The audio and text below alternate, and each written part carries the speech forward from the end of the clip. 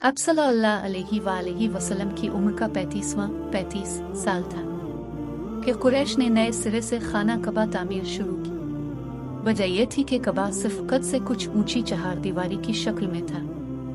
हजरत इस्माइल अलैहिस्सलाम के ज़माने ही से उसकी बुलंदी 9 हाथ थी और उस पर छत न थी। इस कैफियत का फायदा अलिफाटेती हुए कुछ चोरों ने उसके अंदर रखा खजाना चुरा लिया।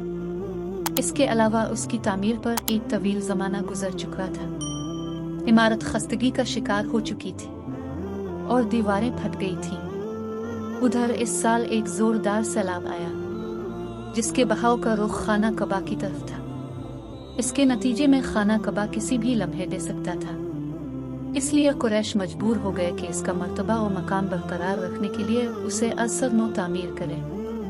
इस मरहले पर कुरैश ने यह मुत्तफ़िका फैसला किया कि खाना कबा की तामीर में सिर्फ हलाल रकम ही इस्तेमाल करेंगे। इसमें रंडी की उजरत, सूद की दौलत और किसी का नाहक लिया हुआ माल इस्तेमाल नहीं होने देंगे। नई तामीर के लिए पुरानी इमारत को ढाना जरूरी था, लेकिन किसी को ढाने की जुर्रत नहीं होती थी। बालाखर वलीद बिन मुगीरा मखज़ूम ने इब्तिदा की। जब लोगों ने देखा कि इस पर कोई आफत नहीं टूटी, तो बाकी लोगों ने भी ढाना शुरू किया और जब कवायद इब्राहिम तक ढा चुके तो तामीर का आगाज किया।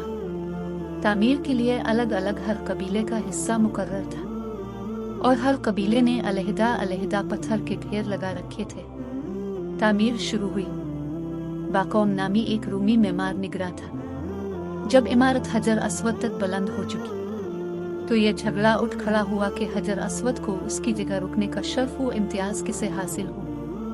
ये झगड़ा 4-5 रोज तक जारी रहा और रफ्ता रफ्ता इस कदर शिद्दत इख्तियार कर गया कि मालूम होता था जमीन हरम में सख्त खून खराबा हो जाएगा। लेकिन अबू उमया मखज़ूम ने यह कहकर फैसले की एक सूरत पैदा कर दी कि मस्जिद हराम के दरवाजे से दूसरे दिन जो सबसे पहले दाखिल हुआ इसे अपने झगड़े का हुक्म मान ले। लोगों ने यह तजवीज़ मंजूर कर ली। अल्लाह की मशीयत के इसके बाद सबसे पहले रसूल अल्लाह तशरीफ लाए। लोगों ने आपको देखा तो चीख पड़े कि ये अमन है, हम उनसे राजी हैं, ये मोहम्मद हैं। फिर जब आप उनके करीब पहुंचे और उन्होंने आपको मामले की तफसील बता तो आपने एक चादर तलब की, बीच में हजर अस्वद रखा और मुतनाज़ा कबाइल के सरदारों से कहा कि आप सब हजरात चादर का किनारा पकड़े कर ऊपर उठाएं। उन्होंने ऐसा ही किया। जब चादर हजर अस्वद के मकाम तक पहुंच गई तो अपने अपने दस्त मुबारक से हजर अस्वद को उसकी मुकर्ररा जगह पर रख दिया। ये बड़ा माकूल फैसला था। इस पर सारी कौम राजी होगी। उधर कुरैश के पास माल हलाल की कमी पड़ गई, इसलिए उन्होंने शुमाल की तरफ से कबा की लंबाई तकरीबन 6 हाथ कम कर दी। यही टुकड़ा हजर और हतीम कहलाता है। इस दफा कुरैश ने कबा का दरवाजा जमीन से खासा बुलंद कर दिया ताकि इसमें वही शख्स दाखिल हो सके जिसे वो इजाजत दे।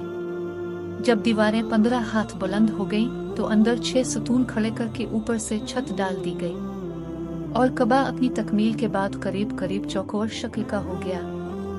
अब खाना कबा की बुलंदी 15 मीटर है। हजर अस्वद वाली दीवार और उसके सामने की दीवार यानी जनूबी और शुमाली दीवारें 10-10 मीटर हैं। हजर अस्वद मताफ की जमीन से 1.5 मीटर की बुलंदी पर है।